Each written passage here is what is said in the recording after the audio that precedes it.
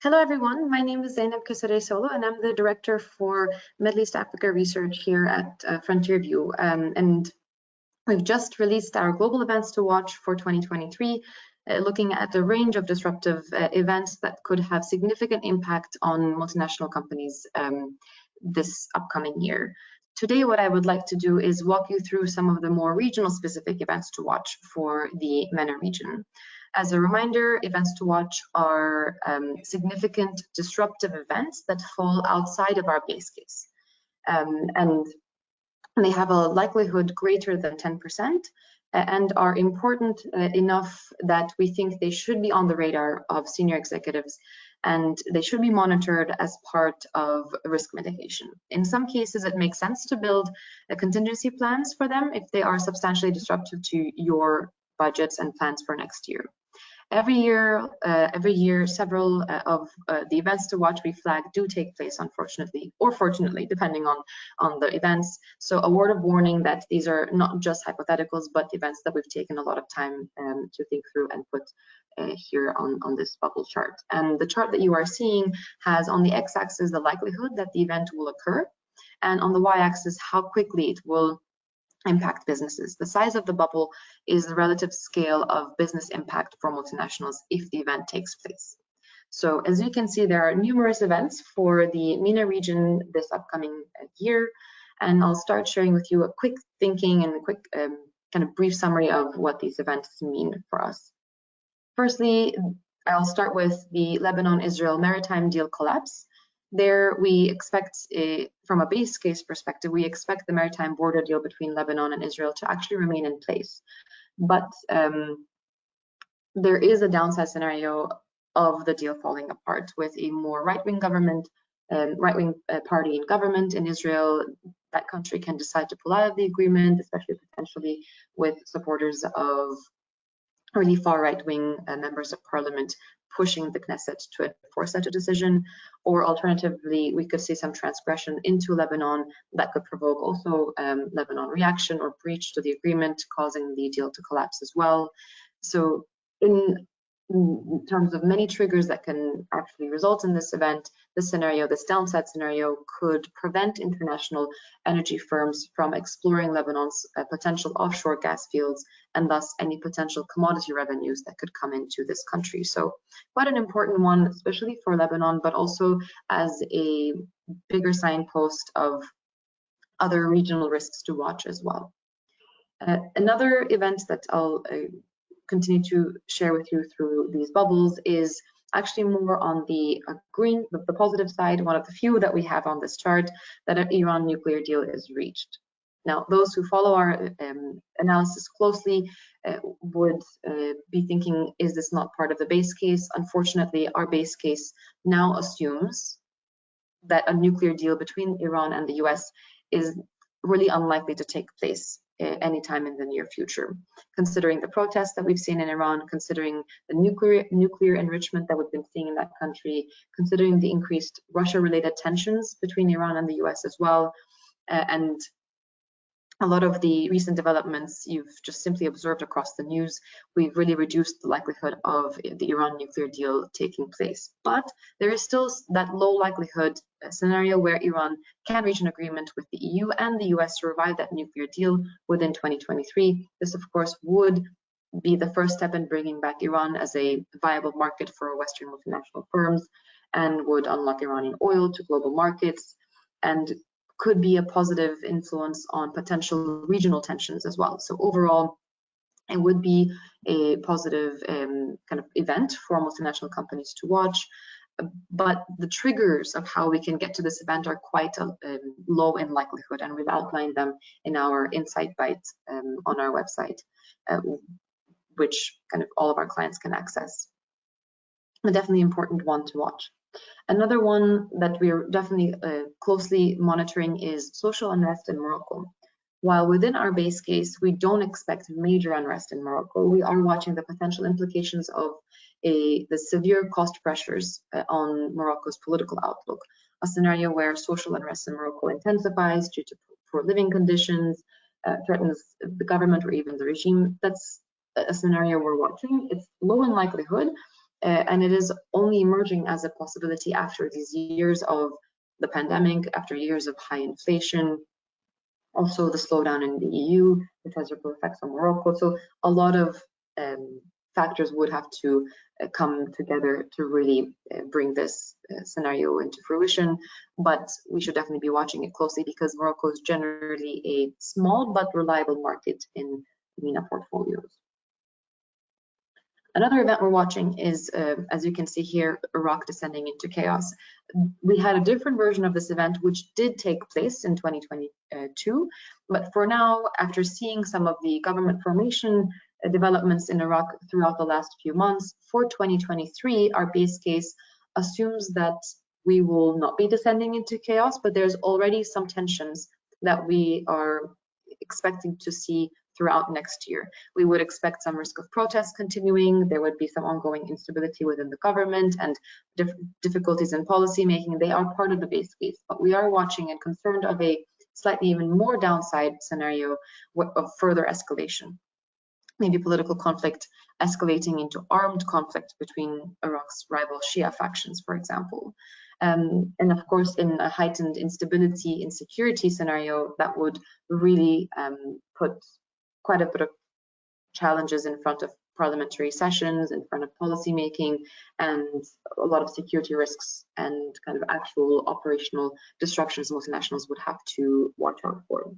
A lot of companies, healthcare and consumer goods, they are watching Iraq as a potential market that can grow into a really important portfolio supporting business. It should gradually move in that direction, but we should be watching for some downside risks on that front. Remaining within this region, we are watching a few other negative events. First, Israeli aggression across the region. We have a new government that we believe could be influenced by more new extremist, ultranationalist influences that could raise rhetoric against either domestic Arab citizens or neighbors. We are watching, of course, Lebanon, Syria, Iran as three main targets of potential increased instability. And on the other side of the front, we are seeing, this is a very, again, low likelihood event, at least not within our base case, but Iran becoming a nuclear power should also be monitored. It can be more of a 2024 event rather than 2023 event, so let's watch this together closely. Again, I would underline, we don't expect this as part of our base case, but we want to monitor a downside scenario where following years of allegations, Iran actually could finally announce that it has developed a nuclear weapon. This could escalate into some potential reactions from either Israel or the US, and may lead to indirect confrontation, not nuclear, but indirect confrontation across the region. Or, of course, there is a better scenario where this does create a bit more of a deterrence influence and could kind of stabilize the region a bit more. But let's watch how such a development could actually be a trigger for more instability as well. You will see, I think, that we have quite a few events related to Iran, mainly because all three of these can happen independently. For example, protests further escalating as well. This is one of the more likely events in this chart, as you can see. Again, our base case does not assume major regime change in Iran, but only minor regulatory or legal reforms that the government can use to justify, or let's say to satisfy the population's demands a little bit. But we are looking at a, again, low likelihood risk event that could be the reemergence of protests in 2023 at even more intense levels, or just ongoing protests from late 2022 into next year, which could really shake the standing of the regime. It's really difficult to picture what a new kind of challenged regime would look like in Iran, but we should, instead of trying to imagine that, we should simply be watching out for a risk that there would be a period of instability if these protests really do continue to shake that the strength of the regime. We are also looking at a potential risk of US sanctions onto Middle Eastern countries over Russia. We do expect, of course, for the conflict in Russia-Ukraine to continue through 2023. And in the case that the US and Russia start to become even more let's say, strict with their demands from their allies or from non-allies, but other countries across the world. We would be watching some countries in the Middle East that could be more targets of added US pressure to take a stance against Russia, and we should be watching any sanctions risk related to that. What we would be looking out for, of course, Turkey would be the main target of such sanctions, mainly because financial sanctions do have the potential to impact Turkey more so than other countries. We would be we wouldn't really expect such direct huge sanctions, but we should be watching straining of relations potentially with even Egypt, UAE, Algeria, Saudi, if the US does take a stance that is much stronger than what is currently assumed in our base case against these countries. Of course, currency risk would ensue in Turkey and Egypt, and some business risks and trading risks could take place for the Gulf countries. Again, highlighting that these are not within our base case, but downside events.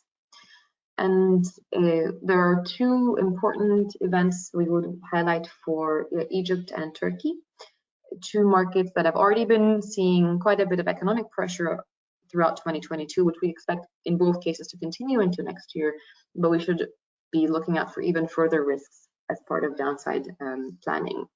We are expecting to see elections in the second quarter of 2023 in Turkey.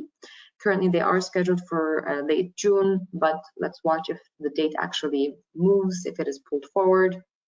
But and the likelihood of even this post-election stability risk in Turkey, that event, the likelihood of that will change in the next few months as we near the election, but we should be watching out for a temporary period after the elections of uncertainty in the results, of increased protests maybe from either the opposition or current incumbent government supporters.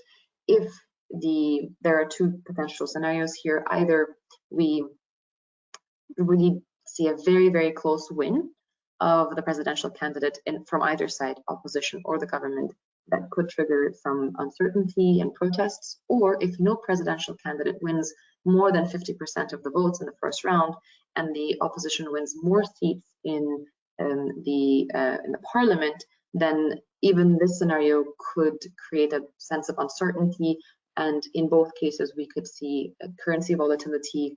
We could see, of course, a lot of heightened uncertainty of government, of policy making, which could further kind of dampen or delay consumer spending and investments. Very important for Egypt is looking at the currency and the currency risks for 2023. Our base case does assume ongoing depreciation in the Egyptian pound. I think that's important to highlight, but we think that it's still going to be managed by the central bank, by the government. It would be a gradual and ongoing depreciation. But we should be monitoring for a risk that we might see an uncontrolled crash in the Egyptian pound. If, in again, a downside scenario, maybe Russia-West tensions escalate, energy market shocks could happen and could cause oil prices to increase.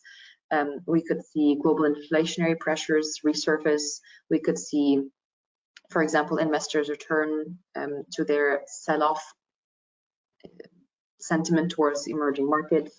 If any of these global downside risks materialize, they could put added pressure on the Egyptian pound and make it more difficult for the central bank or the governments to really manage a gradual depreciation. So efforts to, in a controlled way, devalue the currency could backfire and trigger that uncontrolled crash of more than kind of 30% within a few days. We think the currency, the exchange rate would eventually stabilize, but we would still be looking at a period of uncontrolled depreciation of the currency. So a lot of these have been quite negative events that we are watching across the MENA region. Unfortunately, the Iran nuclear deal coming to fruition is more of a positive event. And then we're looking at another last event, which again is not within our base case.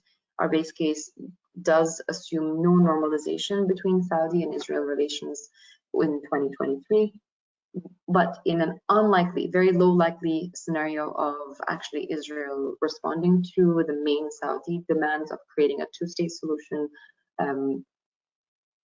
then of course we might see some possibilities of a normalization in relations, and that could have some kind of opening up of economic relations as well. But that is, again, we would put it as a pretty low likelihood event for 2023. Overall, we would expect the MENA region to be a volatile one, as a lot of MENA executives are used to.